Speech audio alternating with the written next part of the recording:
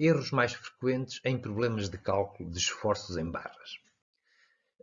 Este módulo surge no seguimento de uma avaliação da Unidade Curricular de Análise de Estruturas Isostáticas, em que, portanto, após a execução da avaliação relativa a problemas de cálculo de esforços em barras integrantes de estruturas, foram detectados os seguintes erros em muitas das respostas e que se conclui que há aqui um conjunto de conceitos que ainda não estão sedimentados na aprendizagem. Refiro-me, nomeadamente, ao cálculo das reações, recorrendo às equações internas, à separação de barras com forças ou momentos aplicados nos nós, à existência de momentos aplicados no extremo de uma barra e também à execução de diagramas de corpo livre das barras e, finalmente, à execução dos ditos diagramas de esforços. E para a apresentação dos conceitos e das questões mais importantes neste tipo de problemas, apresenta-se como um exemplo de cálculo a seguinte estrutura, sujeita, portanto, a duas cargas apenas, por simplificação.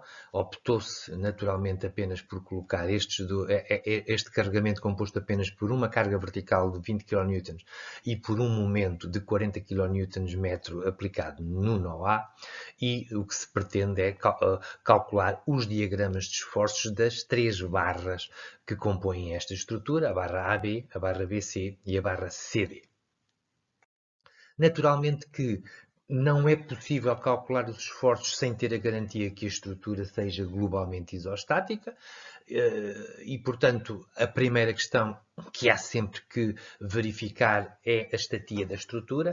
Neste caso, no que diz respeito à estatia exterior, a estrutura apresenta duas reações em B, uma reação vertical e uma reação horizontal, assim como apresenta outras duas reações em D, uma reação vertical e uma reação horizontal, pelo que, sendo 4 as reações e 3 as equações globais de equilíbrio de que temos disponíveis, esta estrutura é classificada como exteriormente hiperstática de primeiro grau.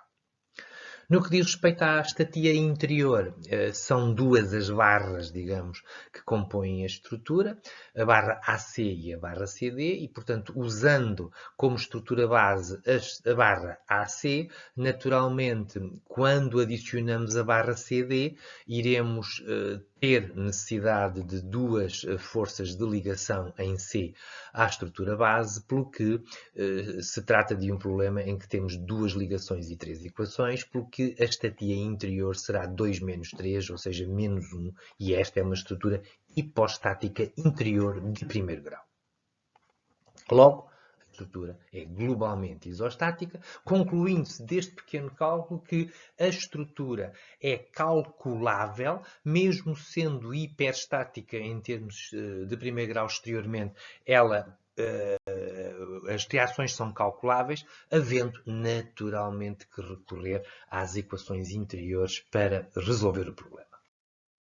E, portanto, como primeiro grande erro que foi detectado nas resoluções, prende-se com o cálculo das reações. E, portanto, quando a estrutura é hiperstática exteriormente, sendo globalmente isostática, torna-se necessária a sua decomposição em parcelas, recorrendo-se, em geral, ao equilíbrio de momentos relativamente aos nós onde a estrutura é separada. E este é um aspecto fundamental. Este é um ponto em que mais de 90% dos casos se resolvem fazendo isto.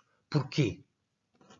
Bom, porque ao fazê-lo, as forças de ligação entre as partes da estrutura não vão intervir nos cálculos, ficando, obviamente, o foco apenas nas reações que se pretendem calcular. E apenas se devem fazer os cálculos que possibilitem obter o que se desconhece, já que o que nós pretendemos é calcular as reações de apoio e, portanto, o nosso foco deve estar totalmente virado para o cálculo dessas reações. Outro aspecto fundamental que ocorre nesta fase do desenvolvimento da resolução é que, quando é necessário separar a estrutura, pode existir forças ou momentos aplicados precisamente nesse nó de separação. E quando a estrutura é separada num nó em que atua uma força ou um momento exterior, importa terem atenção que, em primeiro lugar, a força ou o momento não altera a necessidade de existência de forças de ligação entre as partes da estrutura. Portanto, essas forças de ligação continuam a existir e continuam a ser incógnitas no nosso problema. Como ponto número 2, é que a força ou o momento tem de ser colocada a atuar numa, mas só numa das partes da estrutura. E, finalmente, é indiferente a parte em que é colocada a força ou o momento exterior. Portanto, se se colocar de um dos lados ou do outro, isso não afeta os resultados que nós procuramos. Portanto, ponto número 2, e fundamentalmente terem isto em atenção, sempre que há forças ou momentos aplicados em nós, nos nós em que a estrutura é separada, eles têm que ser incluídos, não afetam as forças de ligação e é indiferente o lado onde se incluem, mas têm de ser incluídos. Outro aspecto que se salientam, digamos assim, dos erros cometidos é quando estão presentes momentos atuantes numa barra.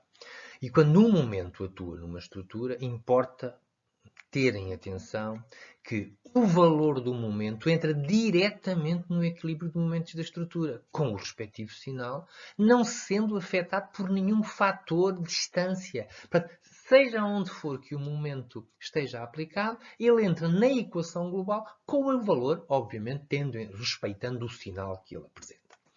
Quando a estrutura é subdividida, o momento é contabilizado apenas na parte em que está a atuar, intervindo no equilíbrio de momentos de qualquer ponto dessa subestrutura. Quem traz o seu efeito para a estrutura, para a outra subestrutura, serão, obviamente, as forças de ligação.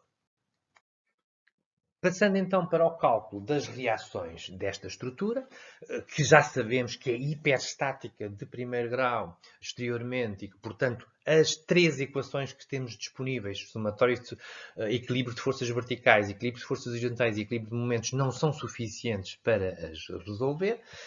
Aquilo que eu aconselho é, desde já, recorrer ou estabelecer as relações entre as reações, tendo por base as equações de base de equilíbrio de forças. E, portanto, neste caso, eu sei que, por equilíbrio de forças horizontais, não existindo cargas horizontais na estrutura, portanto, a soma das reações terá que ser igual a zero. Por outro lado, por equilíbrio de forças verticais, apenas há uma carga de cima para baixo de 10 kN, pelo que a soma das reações subtraída deste valor terá que ser igual a zero. Portanto, esta é já uma informação importante e relevante que depois iremos ter que ter em atenção no adiante. Mas para resolver esta hiperstatia, vamos ter de separar a estrutura.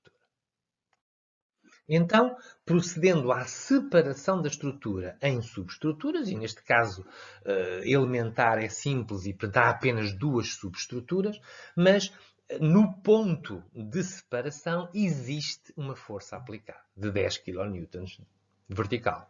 E, portanto, o primeiro problema que se coloca é aonde é que eu coloco a força vertical de 10 kN. Vamos, numa primeira hipótese, que eu chamo de A, considerar que a força vertical está a atuar na subestrutura esquerda.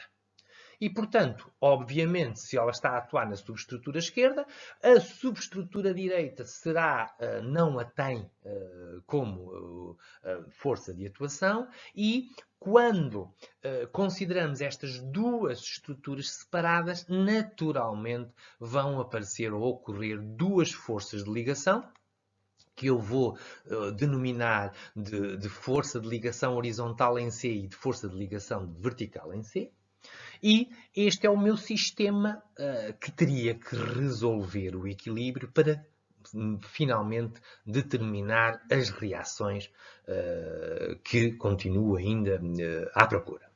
A outra hipótese, que eu vou denominar de hipótese B, seria também válida, e está aqui apenas a mostrar-se que são dois caminhos diferentes, e esta é uma das grandes vantagens do cálculo das estruturas isostáticas, é que há várias maneiras de resolver estes problemas, não é? Eu poderia considerar, não, eu vou pegar na minha subestrutura esquerda e não quero considerá-la com a ação da força no nó C, mas então tenho de considerar a força que está no nó C na subestrutura direita. E, portanto, naturalmente que são duas subestruturas, elas vão ter que ter forças de ligação a uni-las, e também neste modelo aparecem as mesmas duas forças de ligação entre as duas subestruturas. E como se vê, portanto, são dois sistemas diferentes, dois sistemas que podem conduzir aparentemente a valores diferentes, e vamos verificar o que é que isto, que consequências tem este cálculo. E agora cá está. Foram separadas em duas estruturas e o meu primeiro conselho, ou grande conselho, é o nosso foco é determinar as reações apenas, e, portanto, o que eu aconselho é que se proceda à determinação dos equilíbrios de momentos em C, à esquerda e à direita, para não fazer influir nos cálculos, ou para não fazer aparecer as variáveis que são das forças de ligação entre as duas subestruturas. Esta é que é a grande vantagem de fazer os momentos neste ponto. E, portanto, fazendo o equilíbrio de momentos em C à esquerda, as subestruturas da esquerda, o facto de termos a força de 10 ou não termos não nos afeta, porque ela está a atuar no ponto onde eu estou a querer calcular os momentos e, portanto, o momento é zero.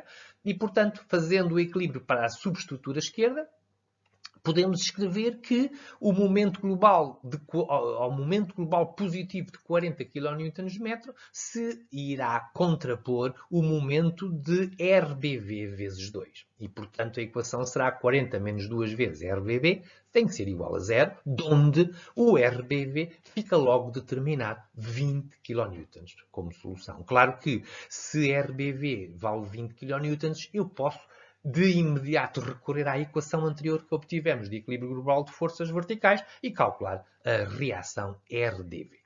Mas vamos continuar ainda na questão dos equilíbrios e resolver para largarmos definitivamente esta questão das subestruturas, e então fazendo agora o equilíbrio de momentos à direita. Se eu fizer o equilíbrio de momentos à direita, nós sabemos que mais uma vez a força estar no nó C ou não estar, quer para o modelo A, quer para o modelo B, vejam como os resultados são rigorosamente os mesmos. Nada se alterou em termos globais. E, portanto, o momento à direita diz-nos que o RDH vezes 2 mais o RDV vezes 2 tem que ser igual a 0, porque já não há mais nada nesta estrutura, ou melhor dizendo, nesta subestrutura, pelo que é possível escrever que o RDH é igual a menos RDV.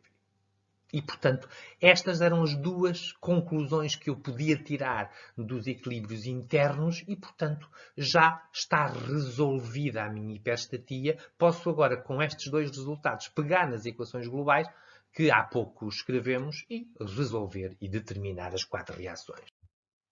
E, portanto, voltando à subestrutura global, portanto, já sabemos que RBV vale 20 kN, já sabemos, e portanto vamos aqui colocá-lo já no nosso esquema, já sabemos que o RDH é igual a menos RDV, já fizemos o equilíbrio de forças verticais e, portanto, sabemos que o RDV é igual a 10 menos RBV, mas como o RBV vale 20, sabemos que o RDV vale menos 10, e, portanto, posso representá-lo como menos 10 na figura. E da outra expressão RDH igual a menos RDV, como eu já sei que o RDV vale menos 10, o RDH vai valer 10.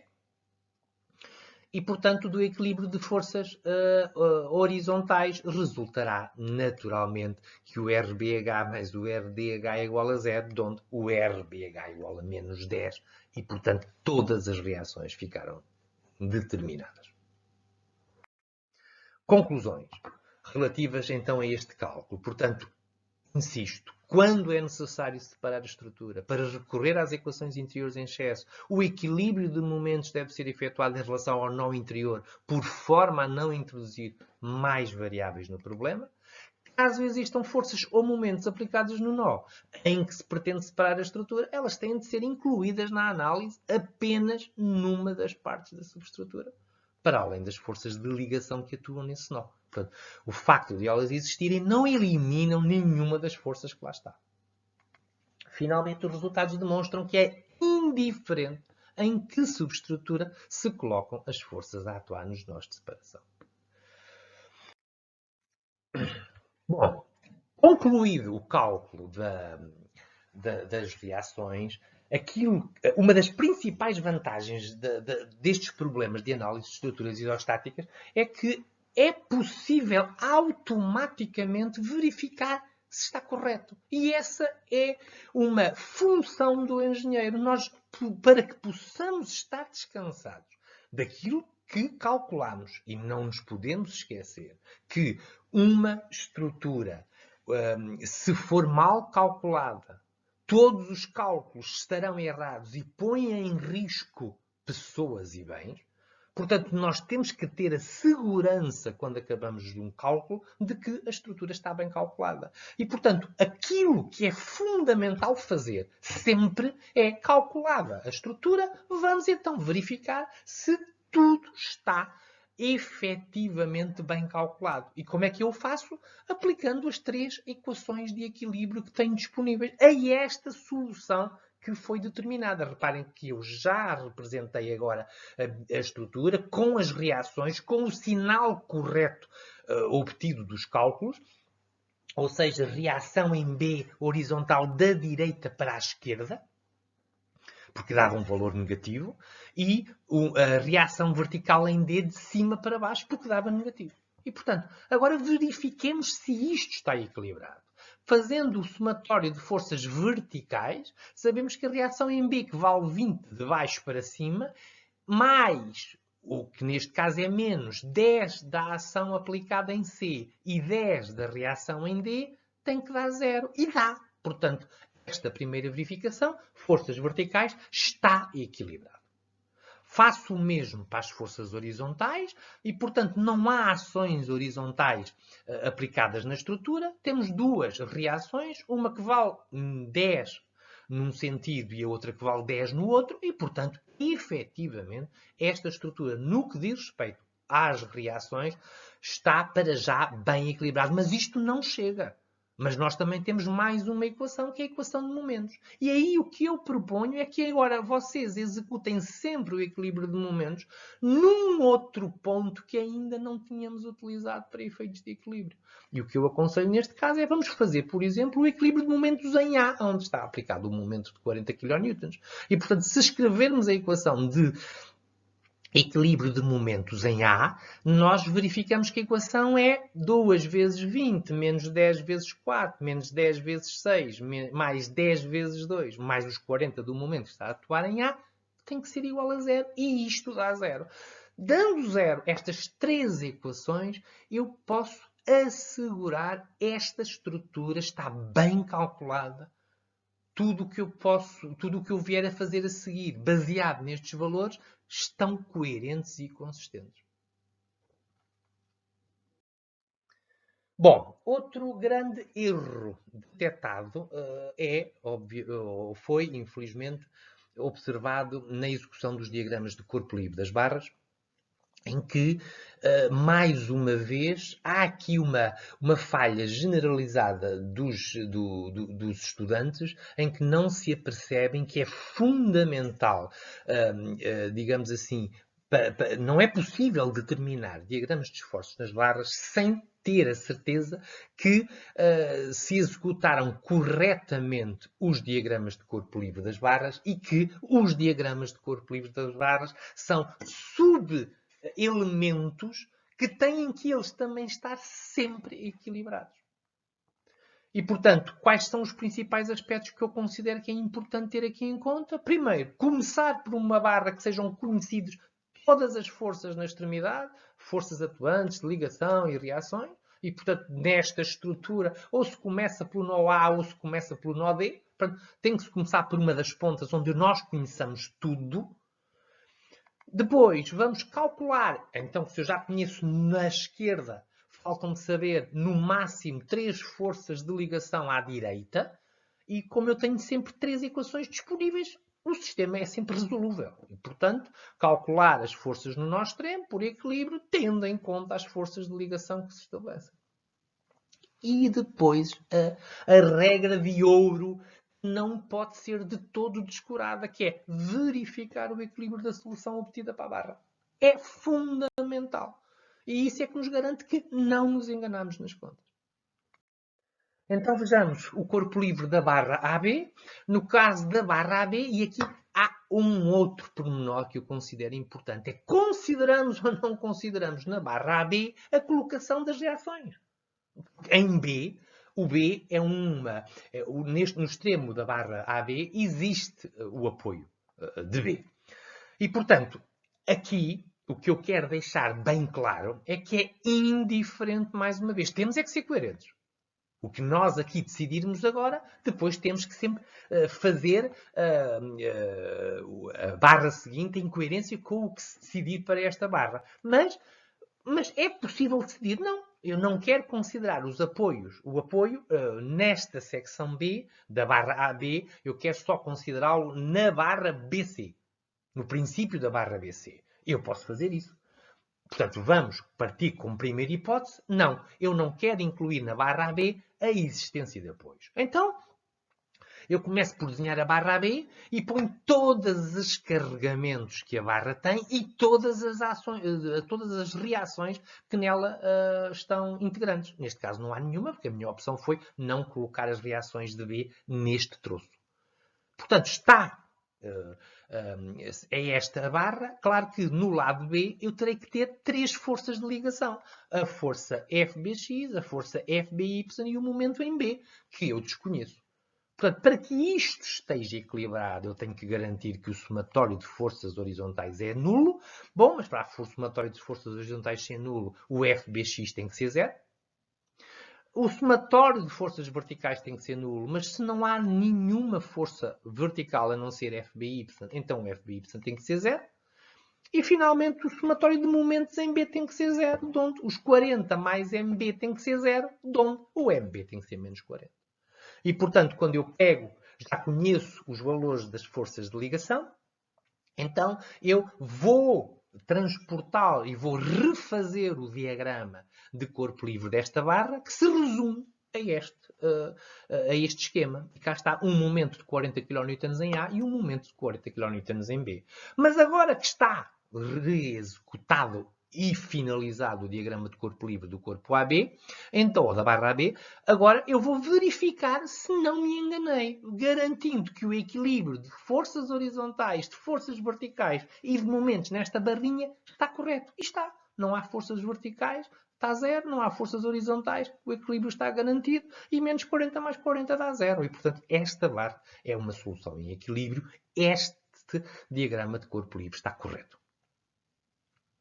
Bom, mas cá está. Podíamos ter preferido optar por incluir as reações na barra AB já no nó B.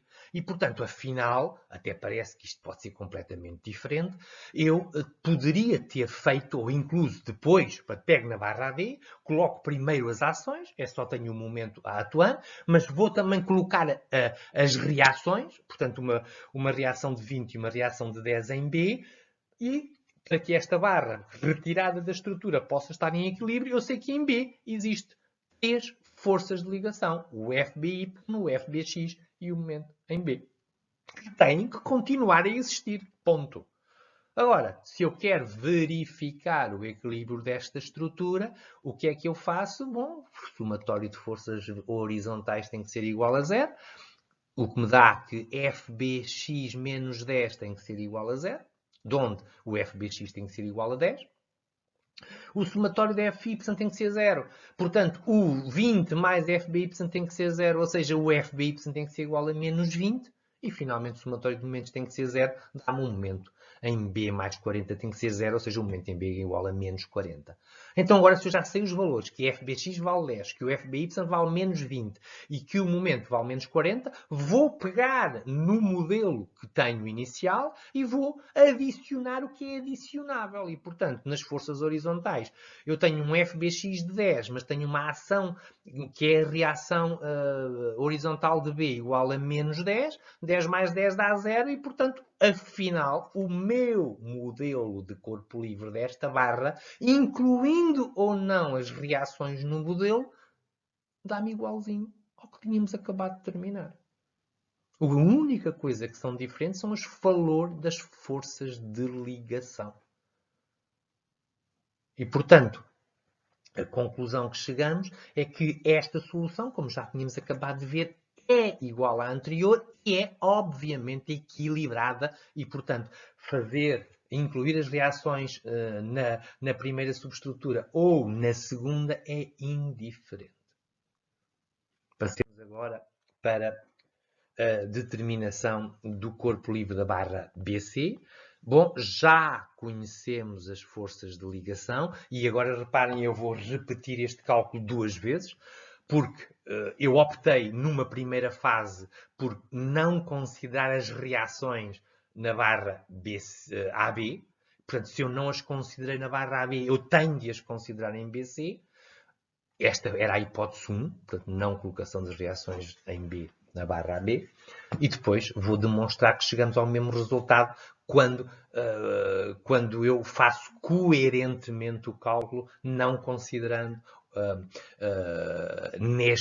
nesta barra BC as reações, porque já as teria colocado em AB. Portanto, na primeira das hipóteses, soubemos que as nossas forças de ligação,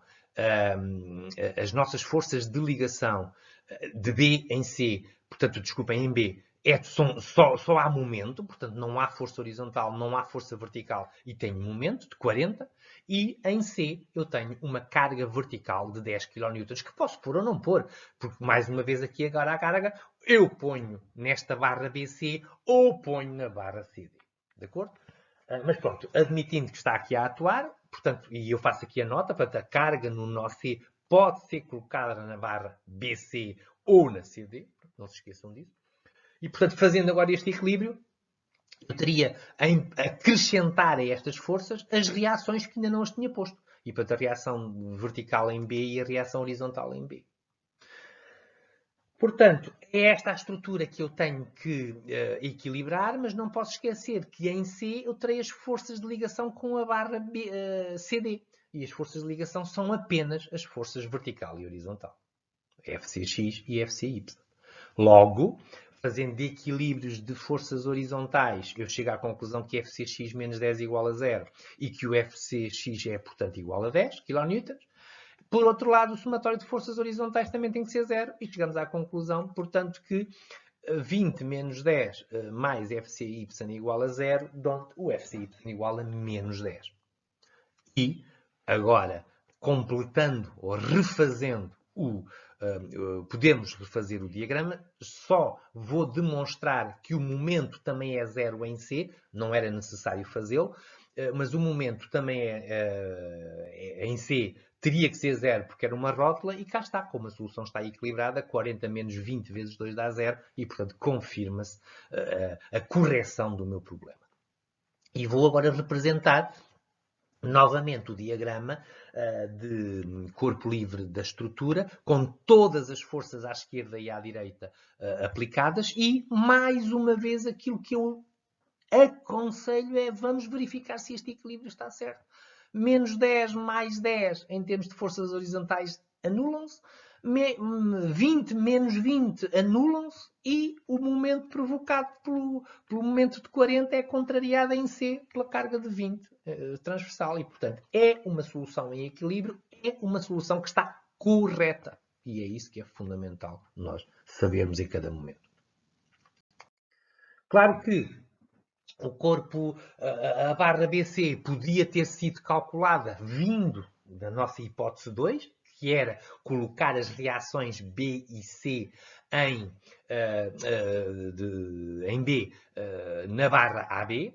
Aí as forças de ligação que trazemos para esta barra são diferentes e eram, ou obtivemos-las, de 10 e 20. Não como reações, mas como forças de ligação. Mas reparem, correspondem às próprias reações. E é por isso é que nada se altera. E, portanto, estamos perante o mesmo problema, quer vindo através da hipótese 1, quer este que denomino de hipótese 2. E, por isso, o somatório de forças horizontais dá, obviamente, a mesma força de Cx igual a 10. O somatório de forças horizontais dá a mesma força Cy igual a menos 20. E, claro, que o momento em si continua a ser zero como verificação. E, portanto, cá está o mesmo diagrama de corpo livre, independentemente da forma como eu procedo ao cálculo. E sempre aconselho a verificar se o equilíbrio está correto. Finalmente, a última barra, o corpo livre da barra CD, conhecidas, portanto, as forças de ligação em C, que acabámos de calcular. A barra CD fica automaticamente calculada. Já sabemos as reações, que é 20 e 10 em D. Acabámos de calcular as forças de ligação, que são 10 e 10 em termos da barra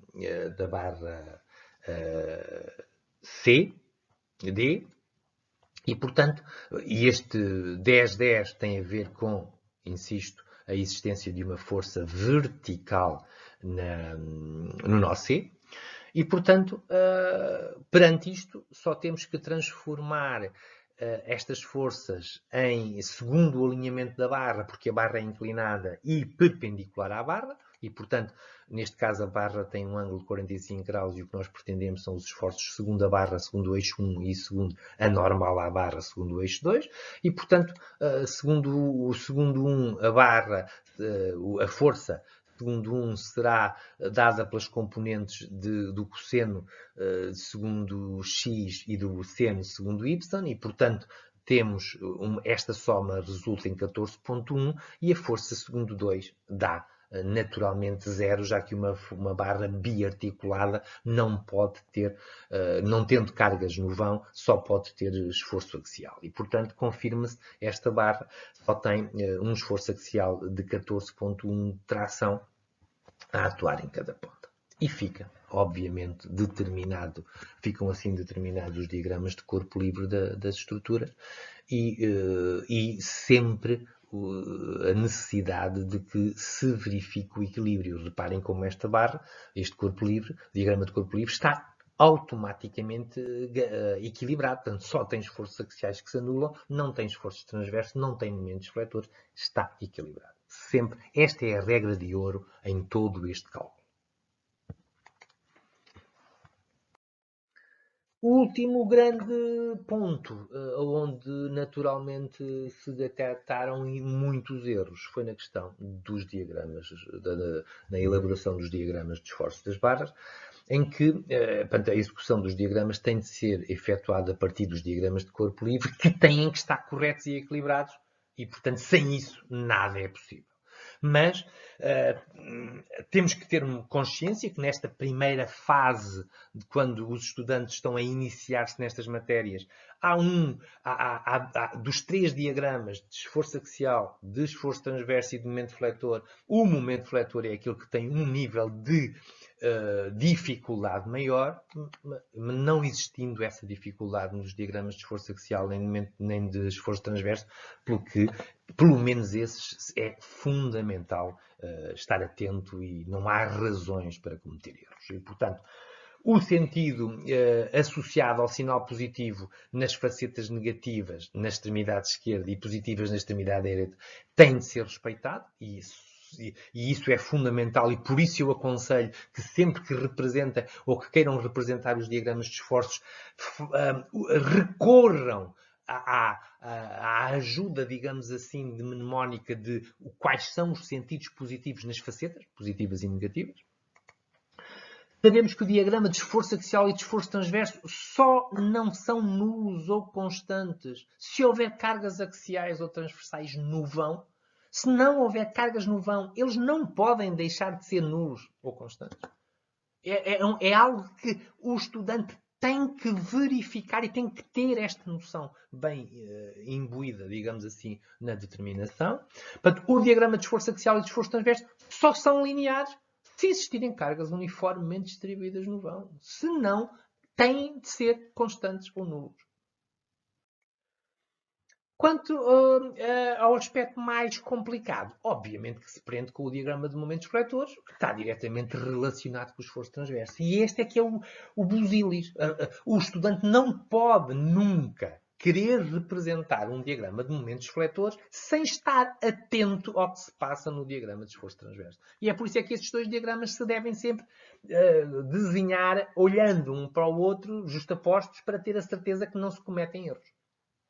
E, portanto, se o diagrama de esforço transverso é nulo, o diagrama de momentos é nulo ou é constante. Não pode ser linear, não pode ser de segundo grau.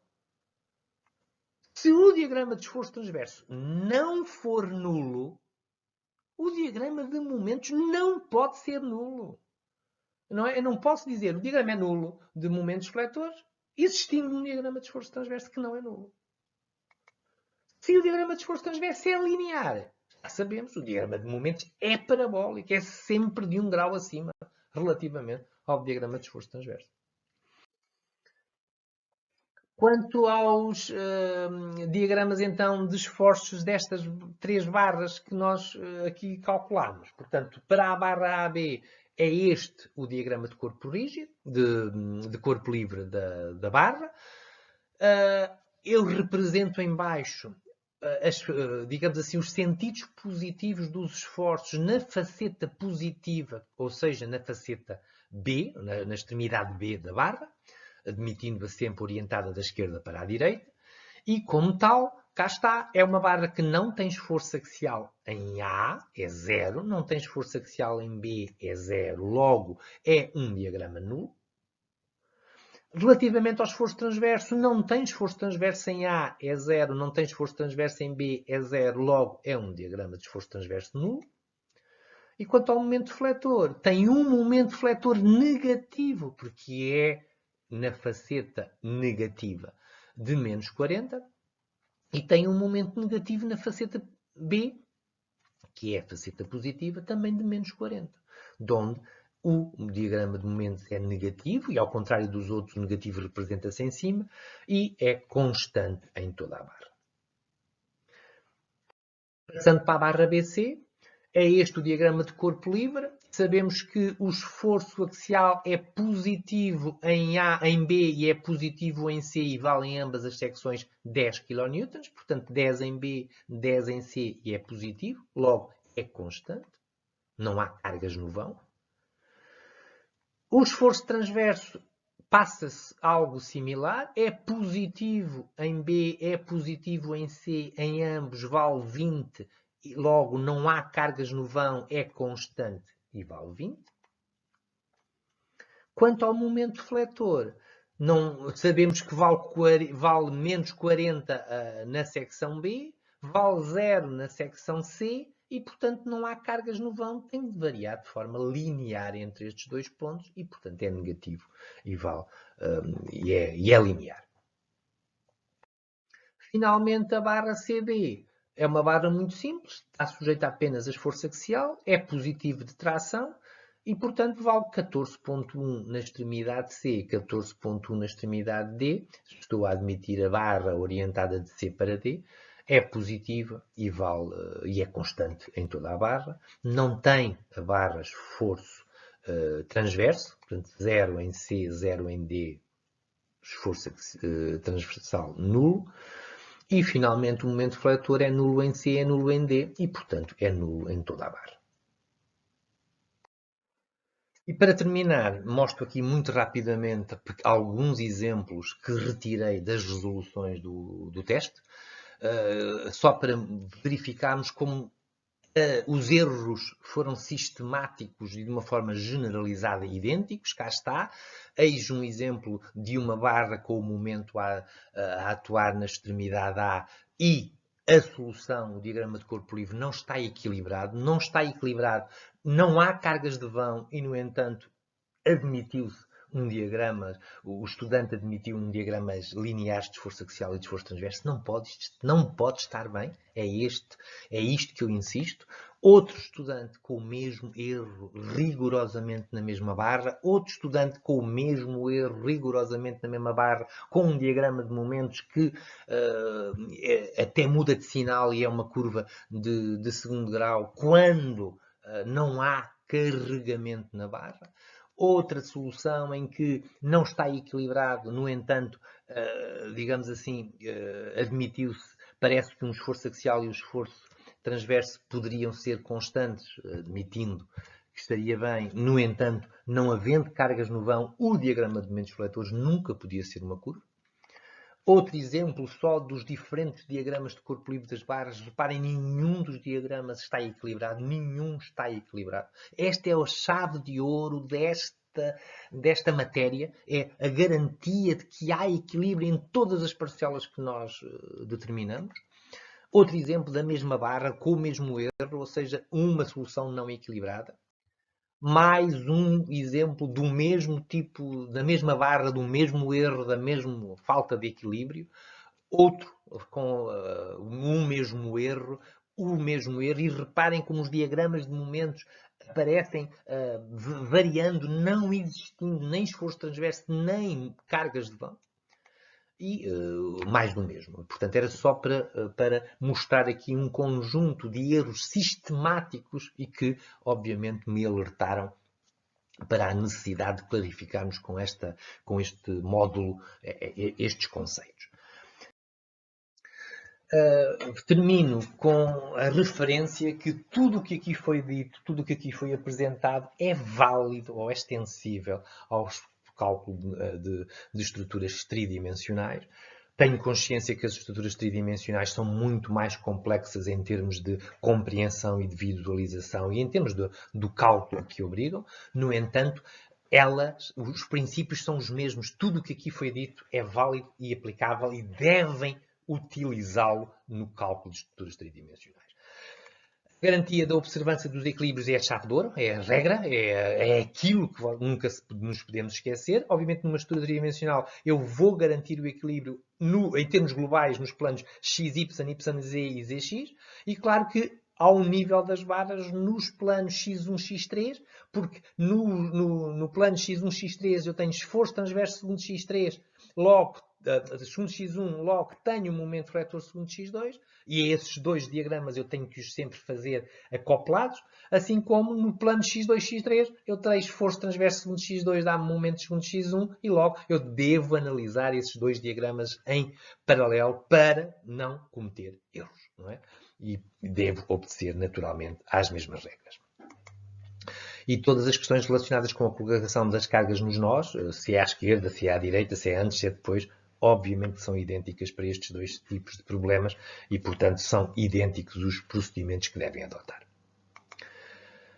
E, portanto, termino reforçando que a regra de ouro consiste sempre e em todos os pontos na verificação do equilíbrio do todo e das partes. Para terminar, proponho que se procedam ao treino destes conceitos nesta mesma estrutura, mas agora em que as ações não são aquela carga vertical de 10, mas sim uma carga uniformemente distribuída entre B e C e uma carga horizontal de 20 aplicada em C, mantendo-se o momento de 40 kN. Apresento já as soluções em termos de reações para que possam comparar com o resultado que obtiverem e depois determinarem os diagramas de corpo livre e diagramas de esforços das três barras.